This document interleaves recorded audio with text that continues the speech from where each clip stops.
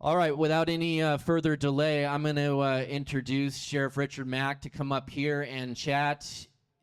Having a constitutional sheriff in office is more important today than at any time in history. I firmly believe that, because when entities make up rules, regulations, and so-called laws that go against the Constitution of our country, we need sheriffs in place locally who will stand up for the Constitution and protect the Constitution and our constitutional rights. If you think of any questions you have for Sheriff Mack, and he'll be happy to answer right after he's done. So give a round of applause for Sheriff Mack. Folks, we had a great meeting last night. It was wonderful to be at the church. We really were at a church last night. And this is sort of a church here. We do a lot of what?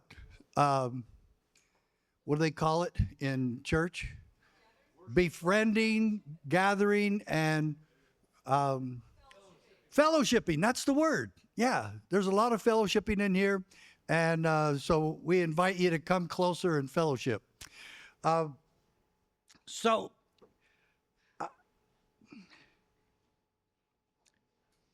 reason I'm here, though, in town is to support Doug Trauble for sheriff. And I usually charge when I go on events like this across the country. I do this a lot, and I usually charge. I do get an honorarium, but I didn't charge Doug, and I didn't want to because I want to help him win at all costs. Because you guys need to understand, this is what I'm dedicated to. This is what my wife and I have dedicated our lives to, and that is to peaceful and effective solutions. Peaceful and effective solutions to what's going on. Have any of you looked around? And I don't mean in this room, I mean in our country. Have you seen what's going on?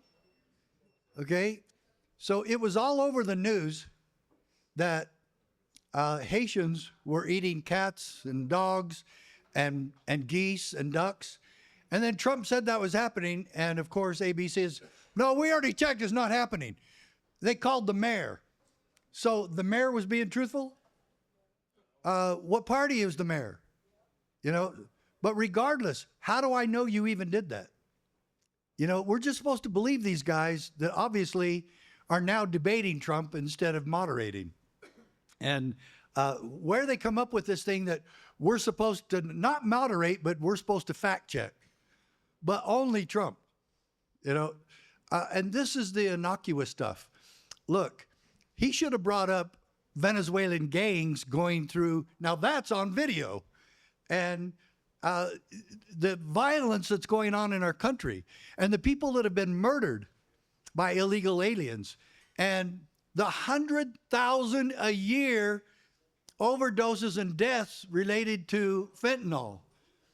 And every bit of this, the increase of human trafficking, the increase of child sexual exploitation, and the inflation, and all of the chaos and destruction, and the Constitution being trampled upon by our own leaders, and all of this going on, this is where he really should have hit after that. Okay, I'll tell you, maybe they're not eating the dogs and the geese, but I do know this, and I didn't see the whole thing. Did they accuse him of being a felon? Yeah. And I tried to get this to his office over a month ago. And I even called Carrie Lake, because I know Carrie Lake pretty well. And I said, Carrie, you need to get this to Trump's advisors. And I wish they would have hired Tulsi Gabbard and me at the same time. Because this is what he should have said then. Yes, I am a convicted felon. I've been charged with over 30 crimes. If you look through history, Martin Luther King was arrested over 30 times. Martin Luther King never committed a crime, and neither did I. And the battle that Martin Luther King was fighting is the same one I'm fighting today. And that is this: corruption in government. And this was 100% corrupt government that charged me, and it was 100% corruption that charged Martin Luther King. Why don't you tell now the youth of America not to listen to Martin Luther King because he was such a crook? We all know that he was not. And you all know that I am not. And I tried to get that to him, and I worked and worked and worked, and I thought Carrie got it to the right person. She has Trump's direct line. So I don't know what happened there, but that's what he should have said. Because the left still thinks Martin Luther King walks on water. And every one of my presentations, I start with a quote from Martin Luther King. And I'm going to be paraphrasing this, but Martin Luther King said that we all have a moral and lawful responsibility to obey just laws. J-U-S-T, just laws. Okay? In other words, constitutional laws. Conversely, he said, we all have a duty and responsibility to disobey unjust laws. Do you know where he was when he wrote that? It was a letter, and he was in the Birmingham County Jail. And he was still trying to do his job to create civil disobedience in a peaceful manner. And that's where we are today. Now, imagine that you're disobeying the most recent, what? Gun control law. And the Founding Fathers never called laws that were unjust or unconstitutional, they never called them laws. Once, Jefferson did, he said, but what are laws? So maybe this fit. What are laws but tools of the tyrant? Boy, do we see that a lot. But in the Declaration of Independence, where it talks about the 27 grievances that they listed for the reason why they were breaking away from England, literally declaring war against England and signing their own death warrants when they signed the Declaration of Independence.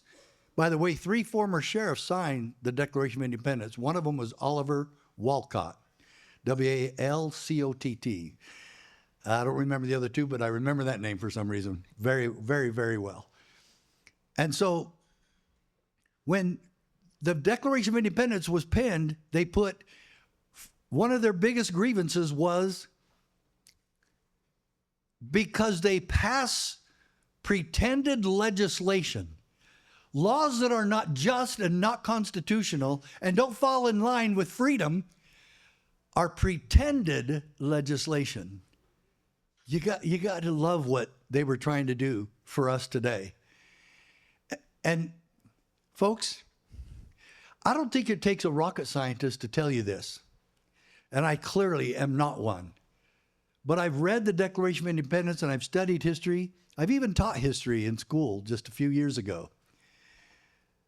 But the most that I've done, and no matter what job I've had, if I've ever had another job, like once I was selling cars, and I still did my events on weekends.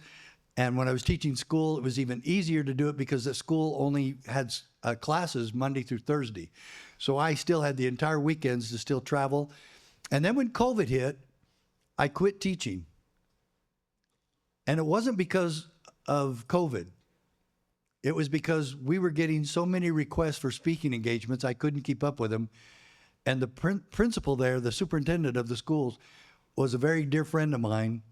And I told him that I needed to do this full time. And he said, we really want you to, but if I can't find another teacher, will you stay until May, till we're done? I said, I will, because you've been nothing good to me. And they found somebody, and I quit in the middle of the year. And I did this, my wife and I do this full time. And it's a lot of work, a lot of work. And somebody asked, do you have an office? And I said, the airports of America. Yeah. And that's true story. We just got done with an event in Orlando. I got back Sunday night, washed some clothes. Yes, I did it. I washed my own clothes and unpacked and packed to come here Tuesday morning very early. So, and And now we've got 2 or 3 more events because of what we did here last night for Doug. Folks, the importance of having a constitutional sheriff in your own community is this. We had one of our speakers, well, 2 speakers, and it was the Sheriff and Shepherd show. Who's the shepherd? It's a pastor. Who was the sheriff? An actual sheriff. And so what happened in Tampa during COVID? Well, Sheriff Cronister in Tampa arrested Pastor Rodney Howard Brown. And he has a mega church out there, and I've been out to meet him. I've talked with him. And his school prepared us a gourmet lunch, and it was fantastic. He is such a good man. And here he gets arrested for having church service in America.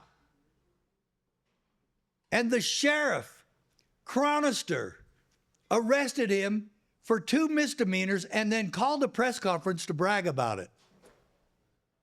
Bragging about misdemeanor arrests on a pastor. And I said, man, this guy needs to take our class really, really bad, besides needing to repent. And so, on the other hand, this is kind of the tale of 2 sheriffs. Sheriff Hamilton in New Mexico, now that's not my phone. Okay. Sheriff Hamilton was contacted by Pastor Caleb Cooper, and he told Sheriff Hamilton, I am not going to shut my church down. Not a single day. Did anybody bring their gun? Shoot that phone. No. So the pastor's dead serious. He says, Sheriff Hamilton, I want to know what you will do to protect me and my congregation, because the state has already said they're going to come shut us down. Any church who thinks that they're important enough to stay open is going to be shut down. And he told the sheriff, the government doesn't run my church. Jesus Christ runs our church. And he says, and I'm not shutting down. What will you do? And Sheriff Hamilton said, Pastor Cooper, if it takes me having to go to jail myself, I will do everything in my power to protect you and keep you open. So here's badge versus the badge going to happen. And so be it. If that's the way they want to call it and that's the way they want to play it, so be it. Now, I know Sheriff Hamilton. Sheriff Hamilton's a friend of mine. And we've talked about this sort of thing before. And we do this. We talk about having a posse, that sheriffs should all have posses. And you should all be on their posses. And you should be on our CSPOA posse. So go to CSPOA.org and join our posse. Thank you very much. But this is the thing. Sheriff Hamilton deputized everybody in that church. This is the kind of creativity that we're talking about. A peaceful and effective solution. So the state came to shut him down. And Sheriff Hamilton was waiting for him. And he told him, I have deputized every person in that church. They're under my authority, and this church will not shut down. Okay? Now, the state police left, and they never came back. And folks, that's freedom. But you know what else it is? That's a constitutional sheriff.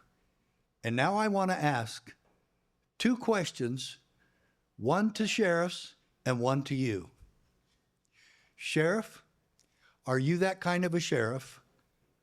Or will you just go along and let state police or FBI or whoever comes into your community do whatever the hell they want? Or will you stand for liberty and keep your oath? I want to know, which one are you? Folks, we have a constitutional candidate in here, and we also have a constitutional sheriff in this room. And probably right now, not probably, right now, we have the best constitutional sheriff in Idaho in this room. And his name is Sheriff Larry Kendrick. Larry?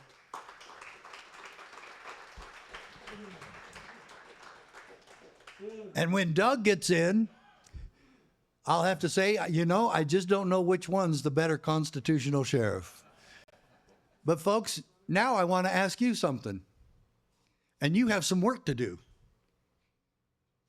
But which sheriff do you want in your community? Do you want the sheriff who arrests pastors for having church, who doesn't even understand for a minute the First Amendment and the first principle in the First Amendment? And do all of us know and understand why the Founding Fathers promulgated the Bill of Rights? Have you ever heard of the Magna Carta? Have you ever heard? That was 1215, the year 1215, when the Magna Carta came out. And it listed 69 rights that government could not touch, ever. And then the Rights of Englishmen of 1650, same thing. A list of rights that government could not touch. Guess what the founders did? They made a mistake. And some of the more radical founders like Patrick Henry and Samuel Adams and John Hancock came to Madison and said, we made a mistake on the Constitution. Madison said, no, we didn't. It was inspired by God. He said, then Hancock said, then where's the Declaration of Rights? And Madison went, you're right, we've got to go back. And they called everybody back, all the delegates, all the founding fathers, and they said, okay, we've got to get a list, a Declaration of Rights. We've got to do it. Do you know how many they came up with? 170. How many would we come up with if we were charged with creating a Bill of Rights today? I wouldn't change a bit what's in there right now. There's only 10 of them, but how many principles of freedom are in the first 10 amendments, the Bill of Rights? And the same thing that happened back then, we would probably do today. There was a lot of duplicity and bleed over, and they dwindled. The founding fathers dwindled them down to 12. And the real power source, the states, ratified 10. And these were rights that were completely untouchable and that government could never even consider legislating against or altering in the least. You know that part in the Second Amendment where it says shall not be infringed? That's what it meant for all 10 of them. And there's about 28 principles therein. And I say about because it depends on how you count. For instance, cruel and unusual punishment that's in the Eighth Amendment. Is that one or is that two? Excessive fines or bail in the same amendment. Is that one or is that two? So you could count them differently and it wouldn't really matter that much. And that's why you could get 27, 28, or 29. No biggie, but they're there. And these principles of liberty are untouchable. And you've got to have a sheriff that knows that. And right now, our push at the CSPOA is just this. Two things that we will demand of every bureaucrat who wants to come into our county. And you put them on notice. And sheriffs need to send this, email it to every bureaucracy in Washington, D.C. and in the state capitol. If you come into my county, you check with me first. We're not saying you can't come in. But if you're going to ask us if we trust you, no, we don't. Why would we? Why would we trust the FBI? Why would we trust the IRS? Recently, the First Lady Director of the Secret Service resigned. Do you know how many times this has happened to women who are like the first to be up there? Yeah, it's kind of, well, I don't want to say anything bad about all you lovely ladies. I'm sure you would be great. You'd be a lot better than they would. But the first one was Lois Lerner. And she wasn't the head, but she was like real high up in the IRS. And so they're having this big congressional hearing about the abuses of the IRS. And she's supposed to testify, and she gets up there and raises her right arm. I haven't done anything wrong. and I plead the fifth, and I'm resigning. So she got her retirement and told everybody to shove it, and that was it. But she was gone. She resigned. Then, have you ever heard of Michelle Leonhardt? You ever heard that name? Michelle Leonhardt. She was the first director of the DEA. Okay? DEA, Drug Enforcement Administration. And you want to look it up? Look up on your phone. A couple of you look it up. Look up DEA Director Leonhardt, Michelle Leonhardt, Leonhardt, resignation. You want to know why she didn't? You know why she resigned? Because they found out they did a government audit on the DEA working in Latin America, specifically Colombia, and it turned out for years, and this was on the front page. And the reason I found out about this, I was sitting in an airport in Denver, and this happened in 2015. And I looked at the front page of the USA Today, and it said DEA agents charged with, in fact, that was wrong. That's the wrong terminology. DEA agents caught having sex parties in Colombia. And then the subtitle was, "The cartels provided the prostitutes." And so they had this big old hearing, and Trey Gowdy was like leading the way, and he was just yelling and pointing at her. And you know, because he was saying, "You're not firing these officers?" She was, "I can't. Don't have the authority."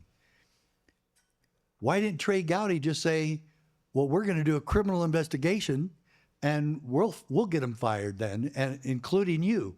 Well, she resigned, but nothing else changed.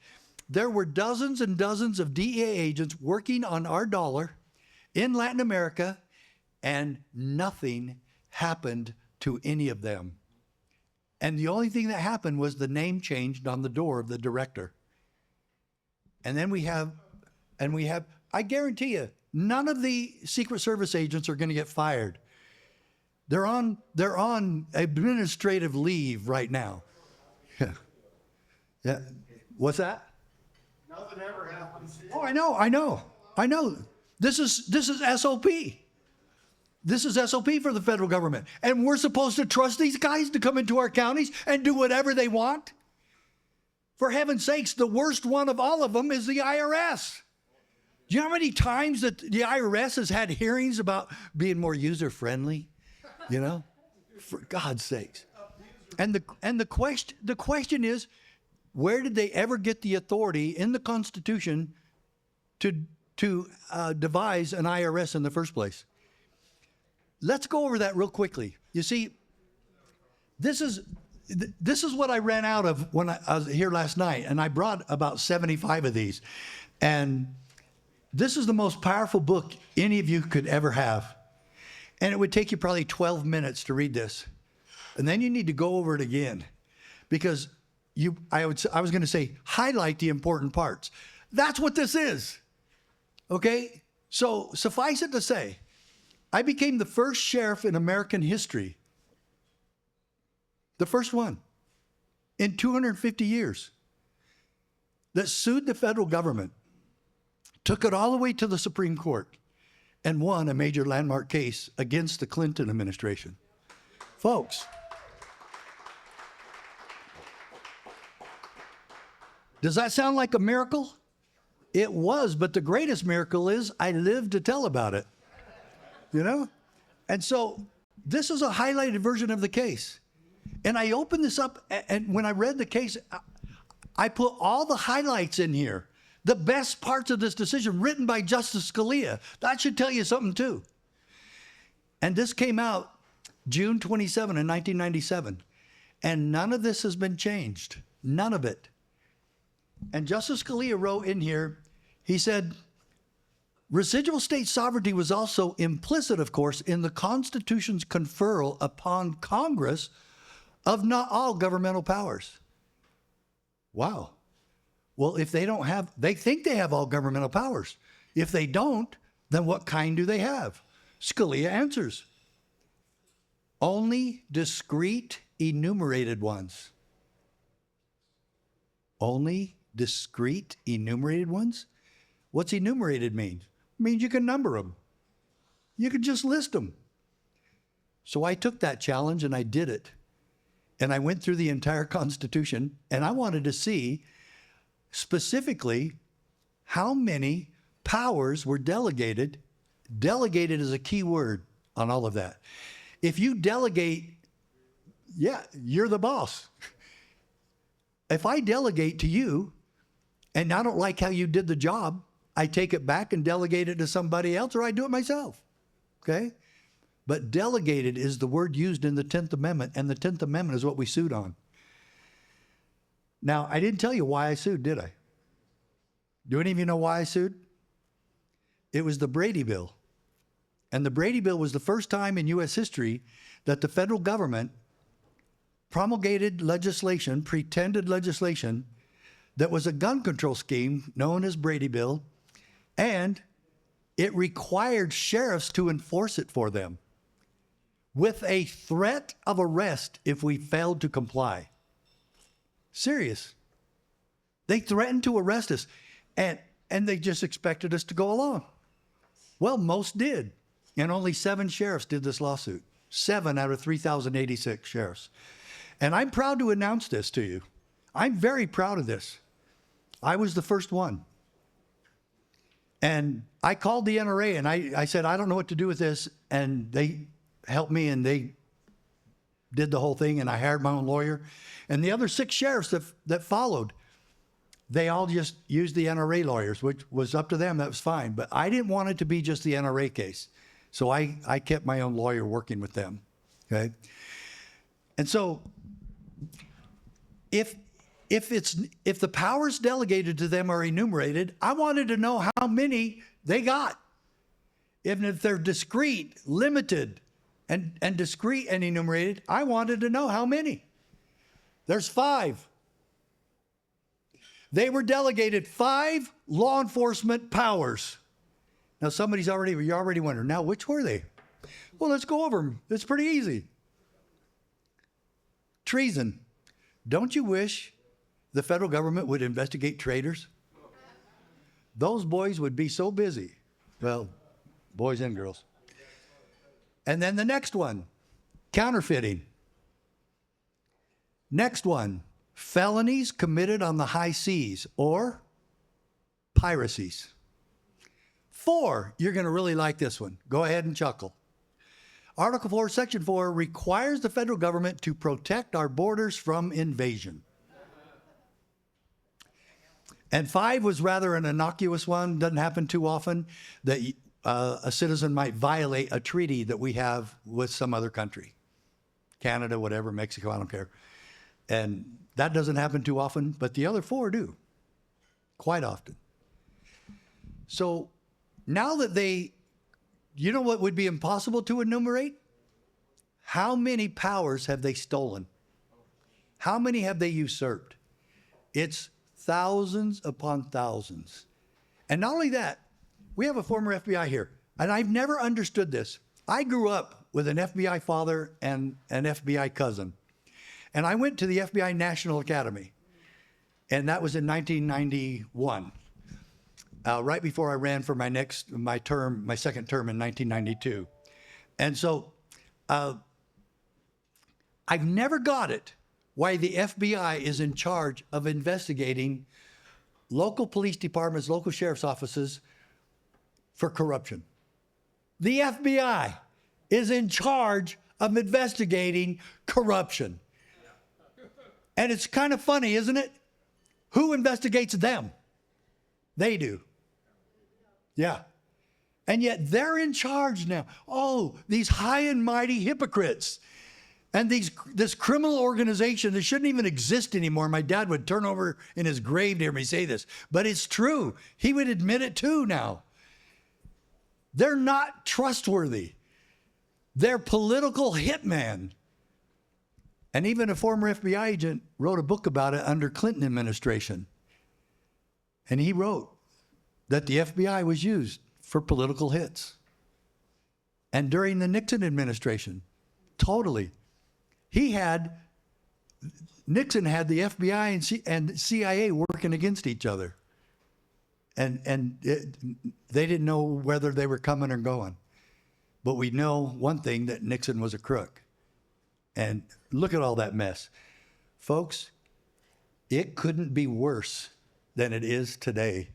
But I said that under Obama too. So I guess we better quit saying that, because it just keeps getting worse. And I don't think it's gonna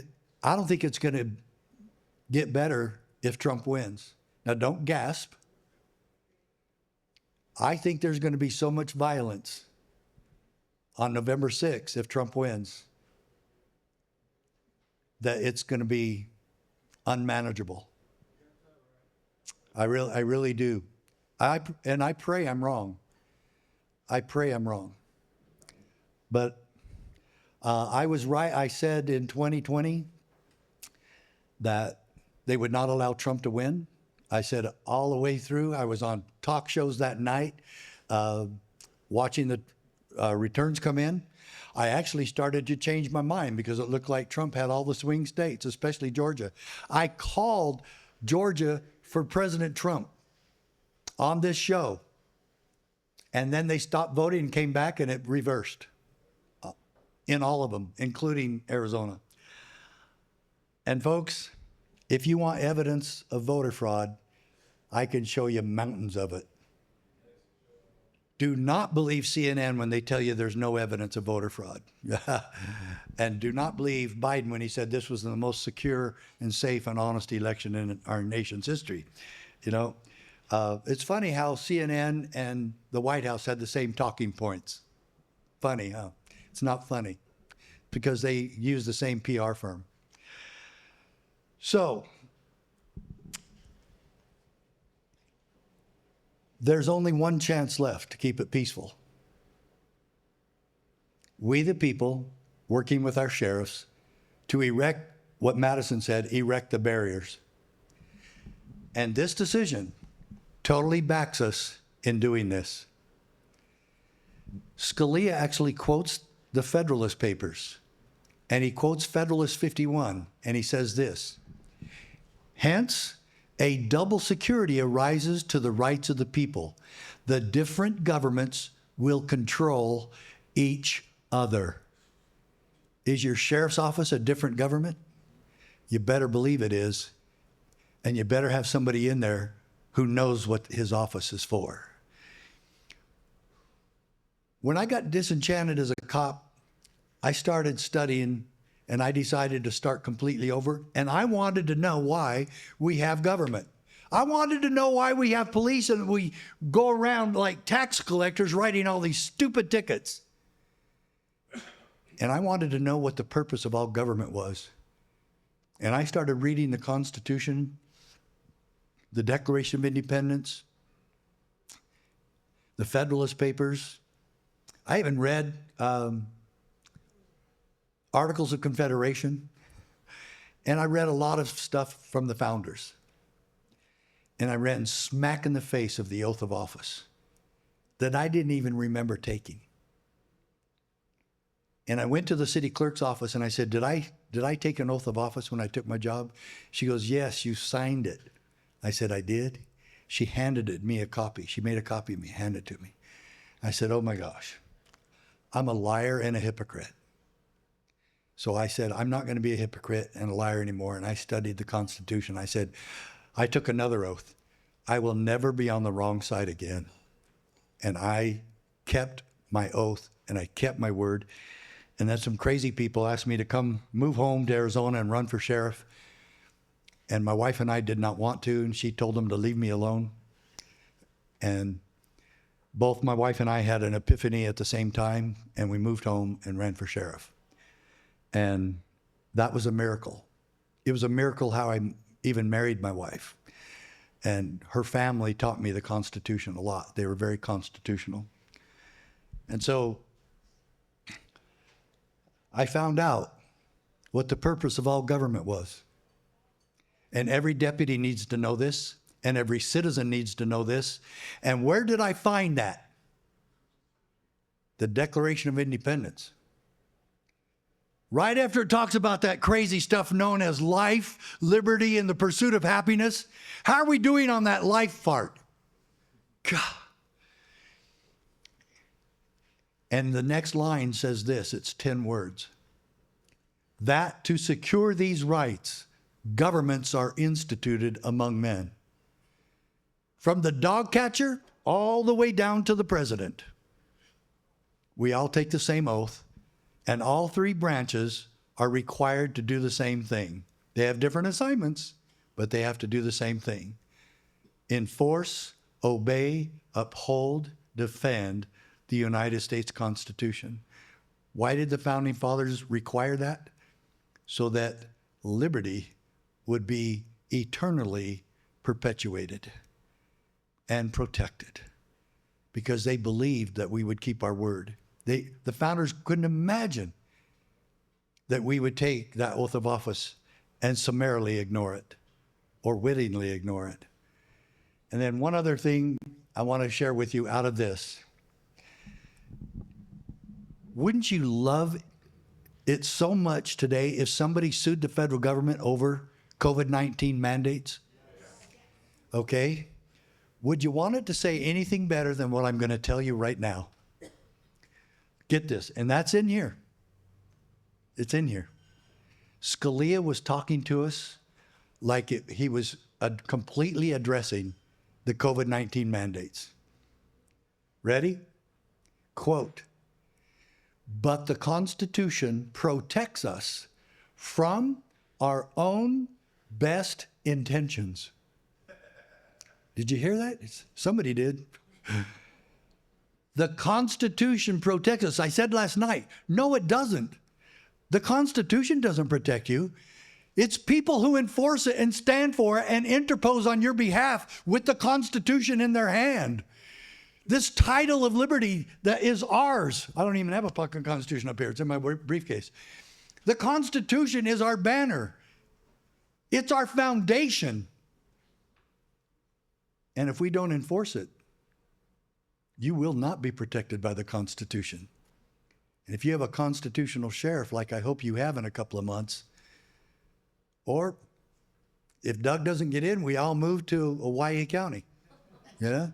Be ready for us, Sheriff. Okay. Or you just need to extend your jurisdiction a little bit, like across the entire state of Idaho. Yes, thank you. So I'm going to finish that quote, though. It gets better. But the Constitution protects us from our own best intentions. It divides power among sovereigns and among branches of government, precisely so that we may resist the temptation to concentrate power in one location as an expedient solution, get this, to the crisis of the day. The crisis of the day that they cause and then bring us a solution and tell us and promise us that we have to take away your Constitution and we have to destroy it for a little while in order to save you because you're too stupid to understand to make decisions about your own health. And they were dead serious, weren't they? And how many of us fell for it? The crisis of the day. Folks, you don't think there's going to be another one? Of course there is. This one was just social engineering to see if we would go along. This was nothing compared to what's coming. Did I tell you that maybe there's never been a more important time to have a constitutional sheriff? There's never been a more important time. You have to have one that you can depend on, and he has to depend on you. And if you join our posse, we specifically created a CSPOA posse for people so that we can train you to work with your sheriff, and we can train you to help him get a posse if he doesn't already have one, or if he does, that you need to be volunteers on it. Do you think it would be great for your sheriff to have a Minuteman organization that he can depend on anytime? Ask Sheriff Hamilton. In New Mexico, I'll bet there's over 1,000 sheriffs that already have posses in this country. That's a third. Most of them, and I'd say this is even a lot higher, most of them already have posses known as search and rescue squads. Those are all volunteer citizens. Do they get trained? Yes, of course they do, very well. I had one. And then I formed another posse besides them. And we had a cowboy posse that, helped go find lost kids and people out in the desert. They got on their horses and went and found them. Folks, all of that is natural. It's in line with the power of the sheriff. And let's not forget one other thing. The sheriff only reports and answers to you. Do you know that you're the sheriff's only boss? You appoint him, you pay his salary, and then every 4 years you review if you want to keep him. Folks, you cannot underestimate how important it is for you to get Doug Trauble in this office.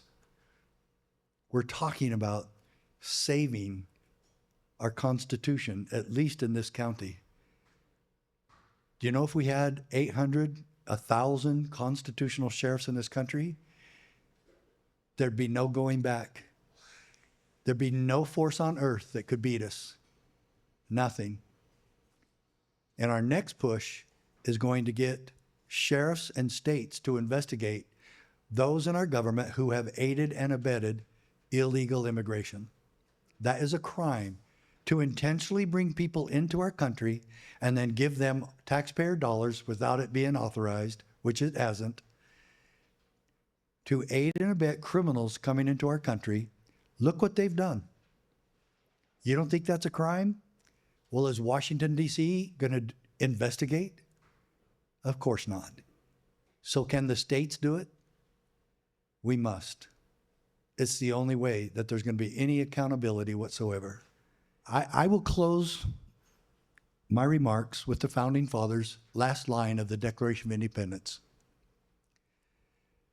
And for the support of this declaration, with a firm reliance on the protection of divine providence, we mutually pledge to each other our lives, our fortunes, and our sacred honor. Folks, today, we must do likewise. And I'm asking each of you to join us in this holy cause of liberty, become one of our members, and let's get moving together on this peaceful and effective solution. I pray for our success. I pray for Doug Trauble's success. And I pray that these two good men will be working together come January. And we need a few more. And the more we get, the more sheriffs that will want to be a part of this. Thank you so much. I appreciate every one of you. Thank you.